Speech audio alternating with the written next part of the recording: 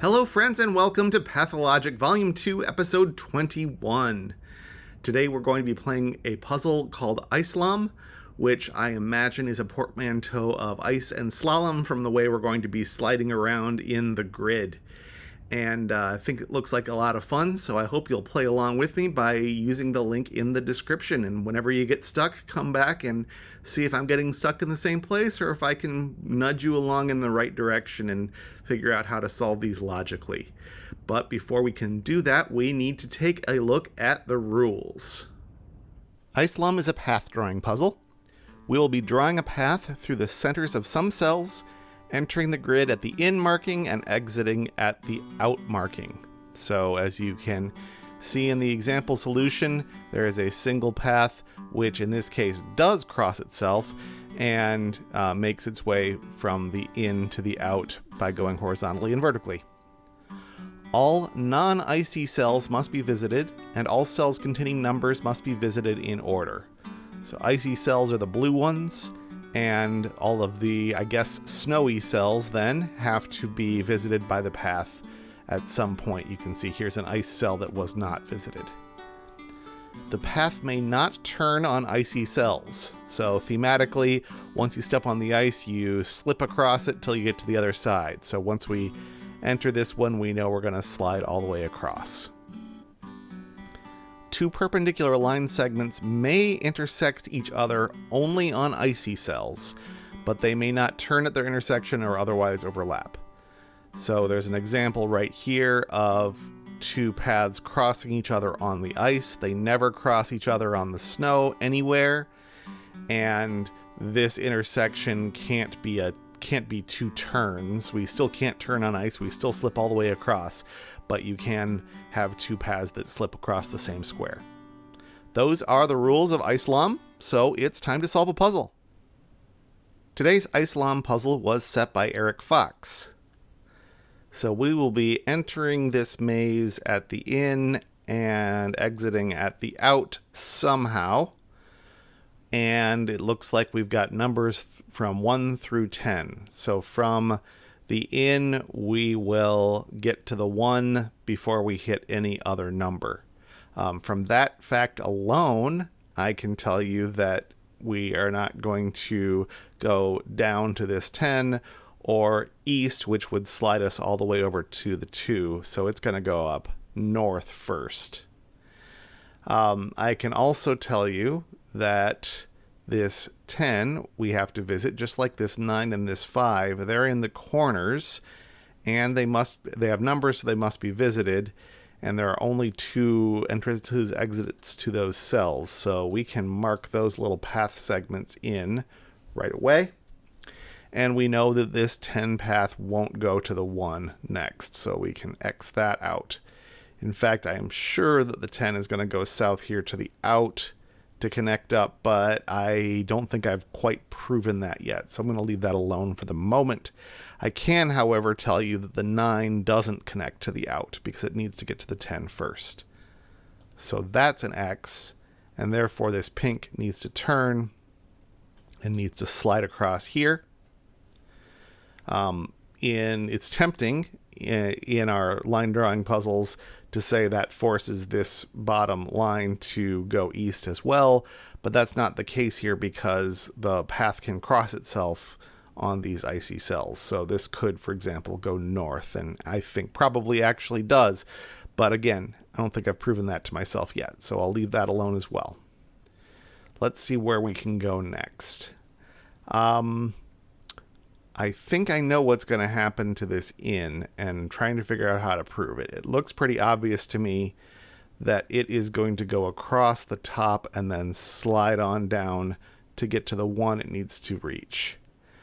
But how can I prove it doesn't do that another way? This line needs to go through one of these 3 edges for sure, because if it didn't, it would hit the 6. And this one is out because that would connect it to the 10. So either it goes straight across or the solution that I think is the correct one. Let's pretend it does the thing that I'm pretty sure is wrong. and it goes across. Then what? We could get to the 1 by going around this way, and that probably is going to make it impossible to get to the 2. But again, like, it could do something weird, go across the ice, you know, it could do, it doesn't, I'm sure it doesn't, but I'm not confident enough to make that leap. So let's think about another way to attack that. Maybe we can look at the bottom part of the grid. The 9 has to go across the ice, because if it didn't, it would go all the way here and couldn't hit the 7, so it would go north and it would form a little closed loop with itself. So the 9 definitely goes across the ice on one of these two paths, and then I'm going to assert must go to the 10 after that. If it did not, it would need to connect to the 8, and then the other end would need to get to the 10, but there would be no way to do that because this would take it to the out, and this would be blocked by the other end of the loop that we said was going to the 8. So again, this doesn't feel quite elegant to me yet, but I think it is. I'm comfortable enough with it that I can say this end of the 9 goes north across one of these two and then connects to the 10. Now, which end of this 10 loop is it going to connect?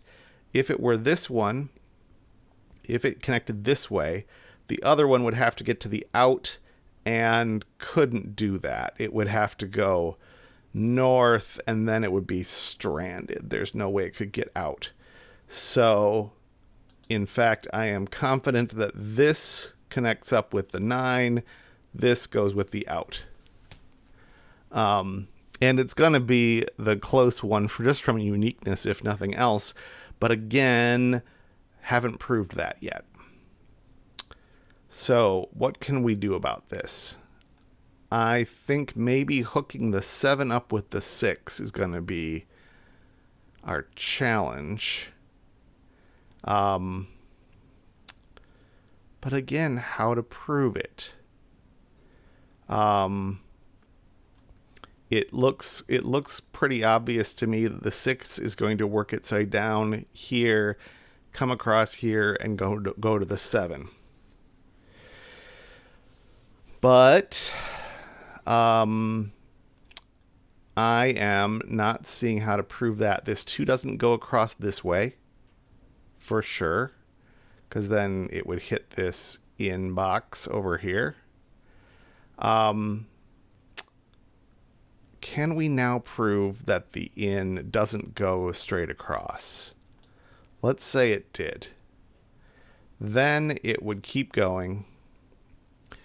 This 2 would become a corner. The in couldn't go across here, so it would meet up with the 5, so it would have to go up here, down this way.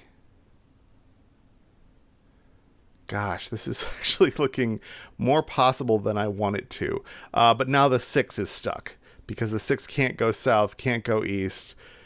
If it went west, the only thing it could do would be going across this ice where it would hit the 1. So that is not the case.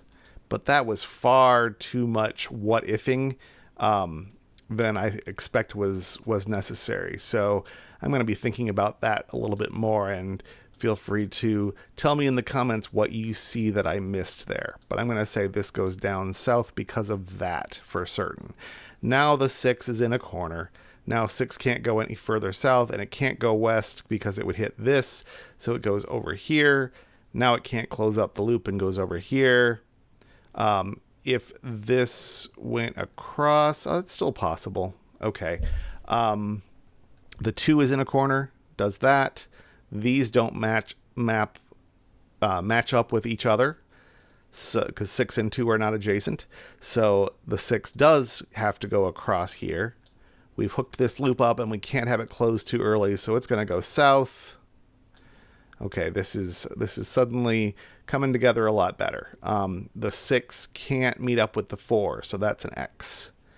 This loop can't close prematurely, so that's an X, and this turns left. And again, 6 can't meet up with 2, so that means 2 has to go straight and goes across the ice south. 2 can't meet up with 5, but it sure can meet up with 3. 5 is going to keep on going south. 3 can't go here because then 3 and 5 would be next to each other, so it keeps going. The 5 probably is going to meet up with that 4, but let's see if we can prove it. The 3 can't go across and meet the 8. It's going to have to, it touched 2 on one side, it's going to have to touch 4 on the other side. If it went across here, then the only option for it would be to keep going, like, because it can't hit the 8, can't hit the 7. If it kept going, it would hit the 9. So it doesn't go across there. It's going to keep on going. 3 can't meet up with the 5. It keeps going. Now it's going to have to turn and does meet up with the 4. Now the 5 can't go south because it would hit a dead end. It's got to turn, meet up with the 4 like we knew it was going to. And now we've got a big loopy spinny thing where we have a chain of 2, 3, 4, 5, 6, and they can't meet up with each other. And the 6 is going to have to meet up with a 7. So not the 8, not the 4. Don't close prematurely. This 2 has to turn. Now we've gone in 1, 2, 3, 4, 5, 6, and we're ready for the 7 somehow. The 8 is now in a corner because it can't go east. So it goes like that. So the 6 can't go south or it would meet the 8. It's got to go over here. The 6 can't meet up with the 10, so it goes across. So we're getting to our hypothesis eventually here. Of how the 6 and the 7 were going to meet up. Now the 6 can't meet up with the 9. 9 goes north like we always knew it would and gets to the out. And now this has got to turn. And now all we have left is this purple line, which can't go west because it would slam into another line. And can't go east on this end because it would slam into another line. And it finishes up our loop. And it goes in 1, 2, 3, 4, 5, 6, 7, 8, 9, 10, out. And we can check our work. And I am eager to know in the comments if you have a better way of handling that little area of deducing for certain how the very beginning of the path resolved, because that was the key. Everything was very smooth after that. So I probably was missing some easier deduction there, but we can say with some confidence that that is how you solve an Icelom.